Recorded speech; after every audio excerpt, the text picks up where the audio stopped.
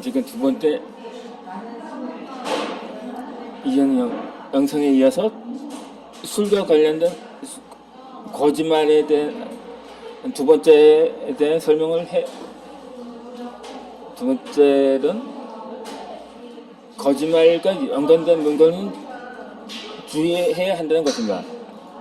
이전 영상에도 언급된 이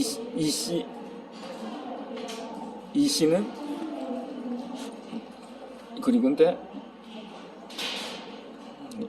내가 이전에 술에 대한 한 예를 설명하는데 이번엔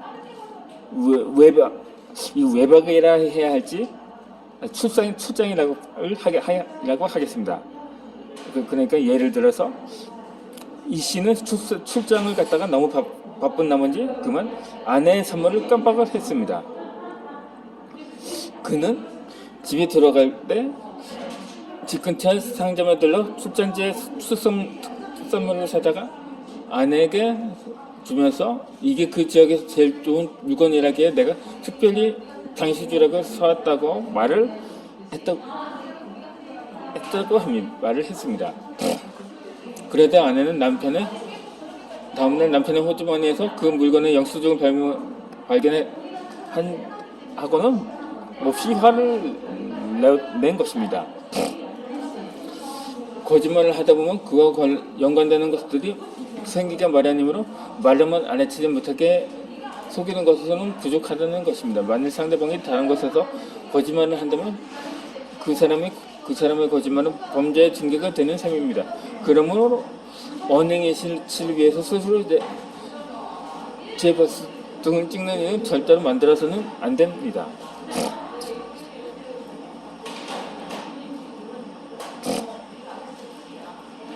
그럼 왜 영수증이 나왔다는 거는 특산물은 왜냐하면 사실상 비슷한 것이 있거든요. 예컨대 인삼을 산삼이라고 겉보기엔 비슷할 땐 어떻게 보면 도라지를 인삼이라고 속이는 사례도 있는데 만약에 그곳에 어떤 곳인지 뻔히 알면은 이것이 뽀록나기 있으라는 거죠.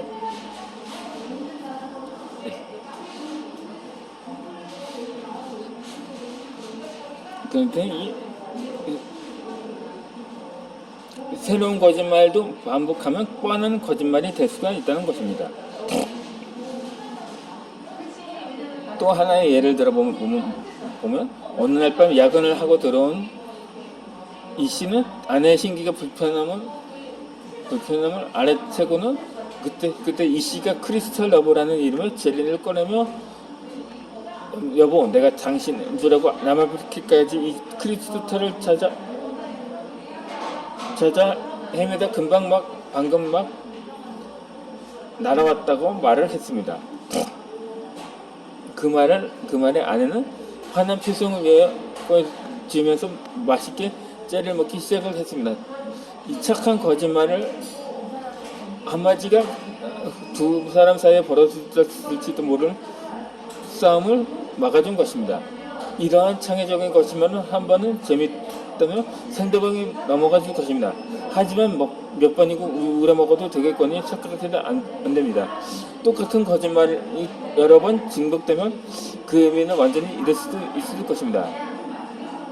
예를 들어 이다의 이 씨도 매번 남아프리카에서 보석을 찾을 수는 없는 노릇입니다.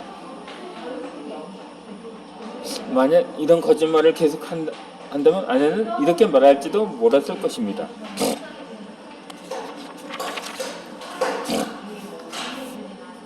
이제 재미없다고 당신은 거짓말 하나 제대로 못 지어낸다면서 이미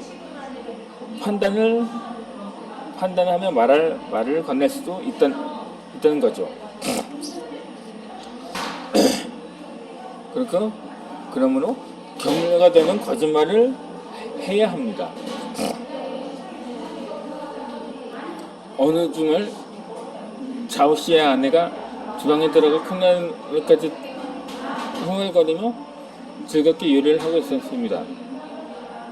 자오 씨는 아내의 요리를 늘 맛봤지만 솔직히 말해서 그 솜씨는 겨우 목구멍으로 넘기만한 수준이었습니다. 그러나 남편은 아내가 내놓은 검게탄 계란말이까지 맛있게 먹으면서 여보, 난 당신이 해준 요리가 제일 맛있다고 말을 했습니다. 그러자 아내는 정말이냐고 물으면서 아내가 기쁨을 감추지 못하면서 무자 남편은 한술 더 들어 그럼 각 구워낸 뜨끈뜨끈한 사람까지 맛볼 수 있는 걸이라며 대답을 했습니다. 이 전략은 부부 사이뿐만 아니라 비즈니스와 교우 등의 다양한 방면에서 다 찾을 수 있습니다. 그러나 거짓말에도 반드시 지켜야 할 기본 수칙이 있으니 그것은 거짓말이 못된 속임수나 사기 수준으로까지 발전해서는 안 된다는 점입니다. 따라서 거짓말은 양날의 칼과 같아서 잘못 쓰면 선의 목적을 달성할 수 있으면 자칫하면 타인과 자신 모습을 다치게 할 수도 있기 때문입니다.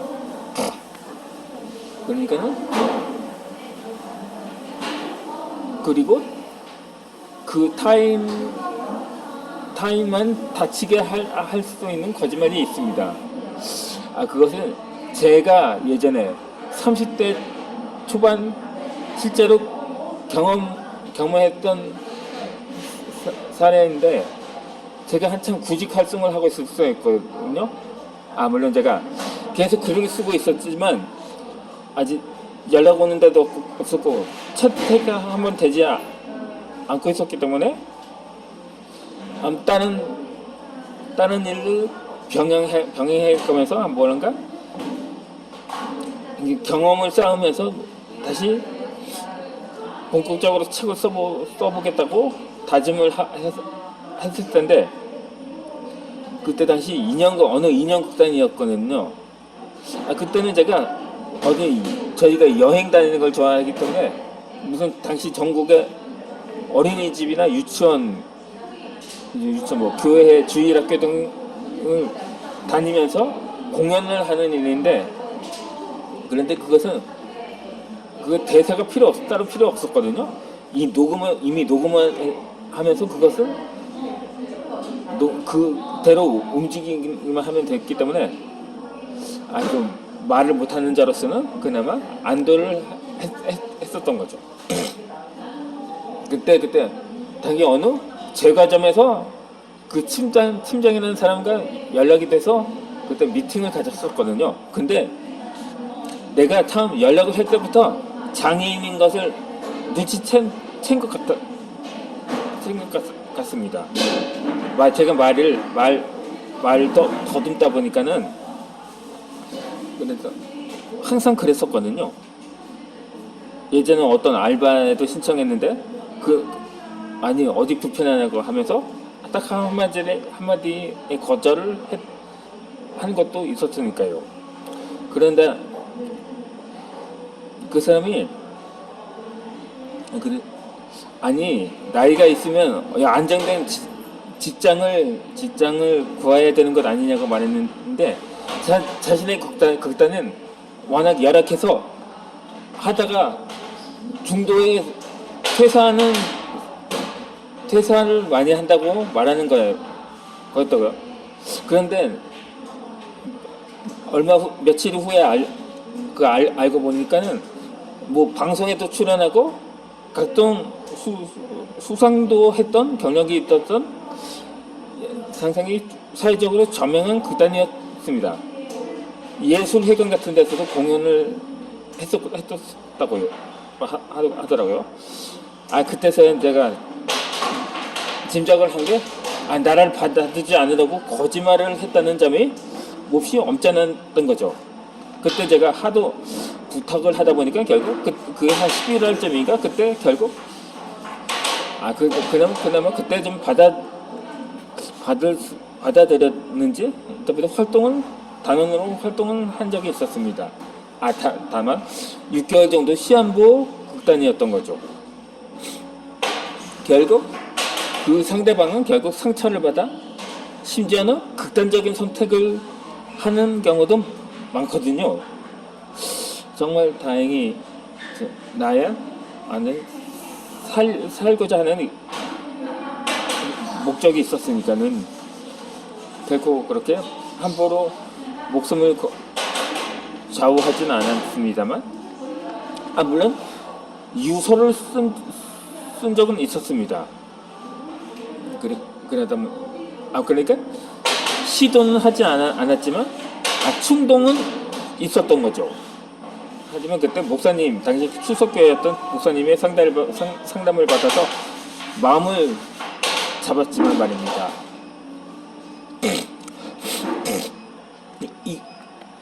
이렇듯 상대방을 설득하는 것도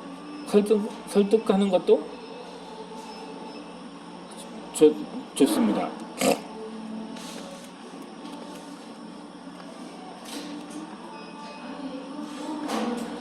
우리는 살아가면서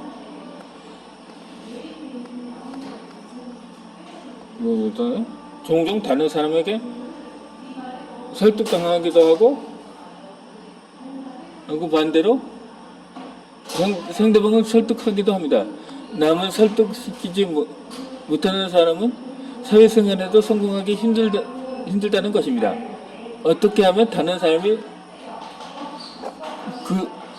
그 사람을 설득시킬 수 있을 거라고 생각하는가요? 해답을 찾았다면 그 답을 가지고 자신이 설득하고자 하는 사람을 설득시켜보는 것도 좋은 방법이 될 수 있을 것입니다. 그렇게 남을 설득시킨다는 것은 궁극적으로 누군가를 하여금 당신의 뜻에 따르게 만든다는 의미입니다. 일상생활에서 설득이 필요한데, 대상은 부모라든가 상사, 고객, 친구, 면접관 등등 다양합니다. 우리는 언제 어디서든 남을 설득해야 할 상황에 부딪힐 수 있어. 그렇기 때문에 설득의 기술을 익힌다고 있어야만 이상적인 효과를 거둘 수가 있다는 것입니다. 제가 앞서 말한 대로 당시 담당 목사, 청년부 시절이었으니까 그 담당 목사님께서 나를 설득했기 때문에 그렇게 다시 마음을 전환할 수가 있었던 거죠.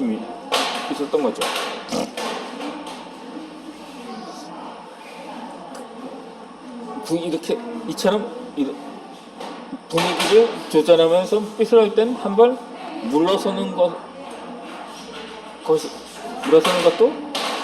것도 필요합니다. 설득을 할 때는 먼저 대화의 분위기를 어떻게 이끌어 나갈지부터 생각해 두어야 합니다. 명령보다는 부드럽고 성량한 말투로 질문하는 방식을 택해 상대방의 자존심을 세워준다면 우호적이고 협조적인 분위기가 형성되어 설득도 성공적으로 이끌어갈 수가 있습니다. 반면 타인을 존중하는 태도를 보이지 않고 거만한 자세로 나온다면 십중팔구 실패로 돌아갑니다. 사람은 누구에게나 지키고자 하는 자존심이 있습니다. 하다못해 3살 난 어린아이에게도 자기 나름의 자존심이 있습니다. 그렇게 누구도 남이 자기한테 이래라 저래라 하는 것을 원치 않는다는 거죠.